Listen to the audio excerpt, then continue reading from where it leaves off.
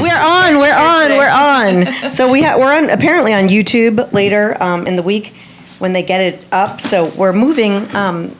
Yes, we're you moving always all see of our my stuff. ear. You always see my ear. And now you can see, because I'm standing, that I'm actually wearing yoga pants. Nice. No, not nice. You look sexy. It's funny, I was actually listening to, first of all, good morning and welcome to Broadscast. I was just listening to Jenny Hutt on Just Jenny, and they were talking about some girls in Massachusetts who are like fighting to wear yoga pants and blah, blah, blah. To wear yoga at pants school, where? Oh. At school. Oh. And that, a lot of people are kind of fighting dress code these days, saying, you should be able to wear what you want, boys need to control themselves, and I think those are two totally different things. But whatever happened to, remember when we grew up wearing school clothes and play clothes? Yeah. One of them was appropriate. Right. And business attire for children type. Right. And one of them was, what happened? Well, you remember we also used to get dressed up to get on airplanes. I remember I used to have to wear be able nice to smoke clothes. on airplanes too. I know, but I mean, the thing that bothers me about the school clothes, and the theater, they used to, the theater. The theater. What I get frustrated about with the school, with what women should wear, girls should wear at school, is that it's all about the women, and there's no discussion with the boys that should you see someone wearing a tank top or something that you don't.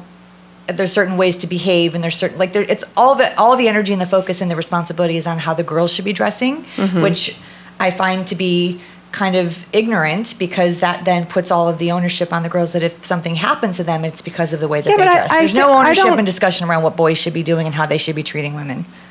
I agree with you, but I don't think they're the same topic. I think that what you wear is a representation. You're there to learn. We're not saying don't wear yoga pants out into the community or to the mall or to do, you're there in school to learn. Right.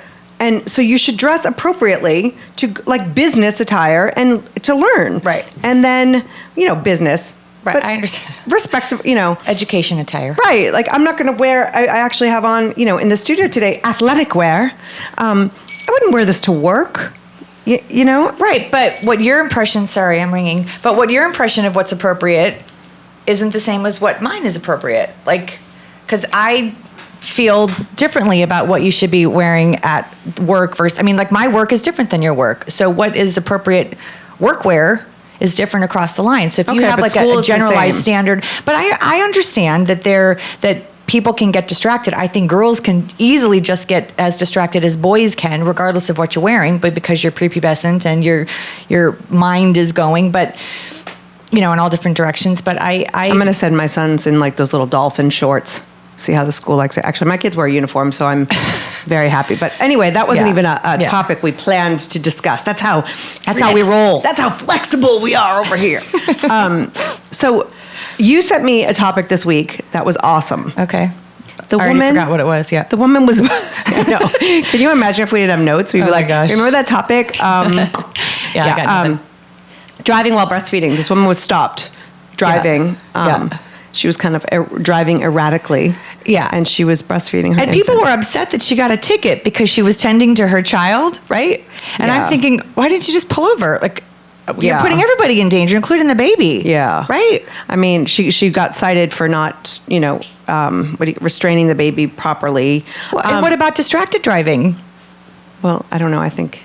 But why? Yeah, she was clearly distracted. But I don't know. I feel like it says something more about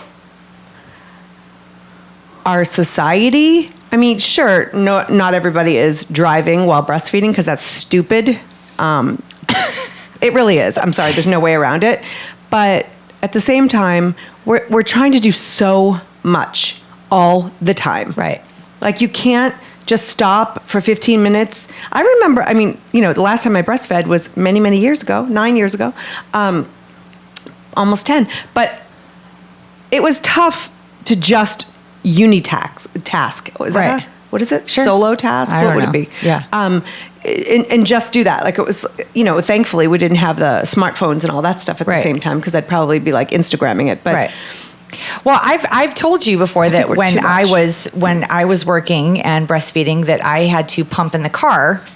So That's distracted driving. Well, of course, but were you driving? Yeah. But I didn't. But here's. I'm not justifying what I did, but Okay. I would have been very messy had I not done that. But I also didn't have a life in my lap that had something, God forbid, happen to me while I was driving, pumping. No, but you had your life and the lives of all the other people on the road.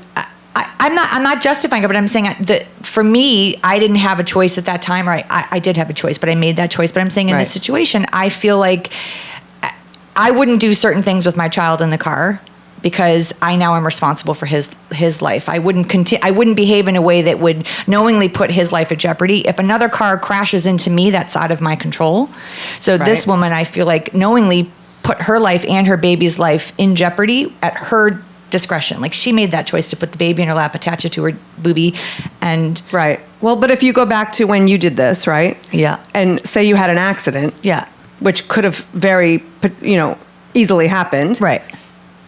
You would look back and go, I made that was a terrible choice. You should have pulled over. You should have. So I'm not saying, sure, she had a baby in her lap, but the fact is you felt this desperation to do everything and to accomplish everything. I want, if anyone has opinions on this thing, 661-298-5487. But you have a choice, but at the same time, we all feel desperate. And I think that's my point is, how much are we going to put on our plates until we totally just kill somebody or have a nervous breakdown or, people are trying, mothers are trying to do everything at the same time. So are fathers. I was raised by a single dad. I understand that, but we're talking about women who are... Well, but no, we're talking about people that try to do everything all the time. It's not just mothers. I mean... It's not just moms. Well, you wanted to talk about double standards and... Well, I did want to talk about double standards, but I don't think that men put the same pressure on themselves to do it all. Like your dad, and come on, Fred, call in. No, but your dad, went to work. And when he was at work, he was likely at work. Like he probably didn't feel guilty that he was missing the tea or, or carry it with him as much as we do as parents. I worked, I don't know, I'm asking. Well, I don't know that my dad felt that or not. My dad was at everything I did, and my dad also had a job and had...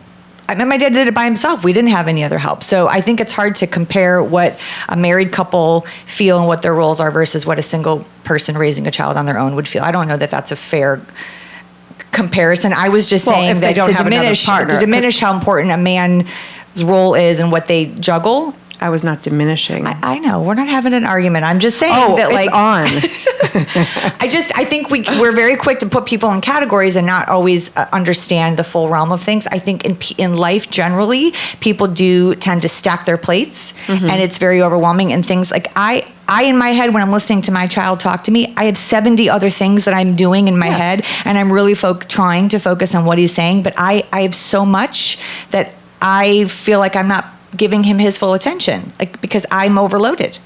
Right. And why do we do that to ourselves? But you have feelings about that. And, maybe men feel the same thing. But I will tell you this. My kids went back to school on Monday. Yeah. I am second week into a job with a probably 3-hour round trip commute on average. I am a nervous wreck. I am like checking in, setting up Google Hangouts with my kids, make sure I've bookmarked all of the teacher websites, texting, all of that stuff just to make sure. My husband shows up at 7:00 p.m. I mean, I'm not saying, and he's a caring, involved father, but he doesn't carry this with him all day. Right. Because he knows you will. You have enough for everybody, which I love that about you. I do love that about you. I love how attentive you are and how focused you are. You also are managing a lot too. And, you rely on your husband to do different parts of your schedule so that you can focus here.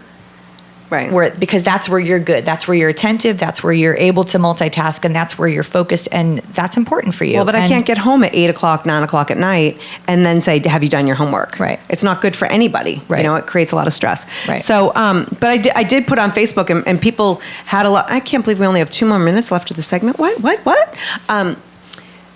I put on Facebook, like, is there a double standard? Because I was talking to a colleague yesterday, and he found out that he was talking to a client and said, asked about the Labor Day schedule, and he was told that he had to work. And his response to that was he started to sing "Cats in the Cradle" as a joke to this client, right? So he tells me the story, and the client, and they laugh. He still has to work Labor Day. But Right. the point is, he makes this subtle, in jest, somewhat joke about how he's not seeing his family. Right? So if I made the same, like, oh, my kids are at school and I really want to be there after the first day of school, to me, it's seen as like a sign of weakness, that I'm not totally into the project, even though I could be kicking butt while I'm there, and needing a little bit of balance to do both, but the men who commented on Facebook did not seem to think that it is a double standard. They think that it's a sign of weakness too when men express their interest in actually being involved with their family. Well, I think our society is starting to change slightly with how companies treat their employees and their desire to be with their families, because we're a little bit more mobile now, where they do work sharing. There's your ability to work from home. I mean, I think there's a little bit of that, and a little understanding with all of the statistics that have been done Not about according work to 405 productivity. traffic. Nobody is working from home. Jeez, I'm sorry, but go on. But like work productivity, in terms of how it relates to their staff and family time. Some of these companies that are allowing, dads to stay home with the kids during the first couple months, and the year-long family leave. I mean, I think companies are starting to move to that, but I do absolutely think that there still remains a double standard, and we still feel like men, in some ways, they belong in the office and women belong at home. There's still lots of people that feel that way, and so when women try to, quote, do it all, which I can't stand that phrase, we pay the price for that. Right. Well, Paul on Facebook, I know we have to go to break, says, when a man expresses this need, he's often bullied by management. Not a woman, so I can't, he's not a woman, so I can't comment in the second half. But men often hear the phrase, tell it to your wife. Yeah. Wow. Nice. That's crazy. Well, we will be right back with Patty Stanger, millionaire matchmaker. Stay tuned. We'll be right back.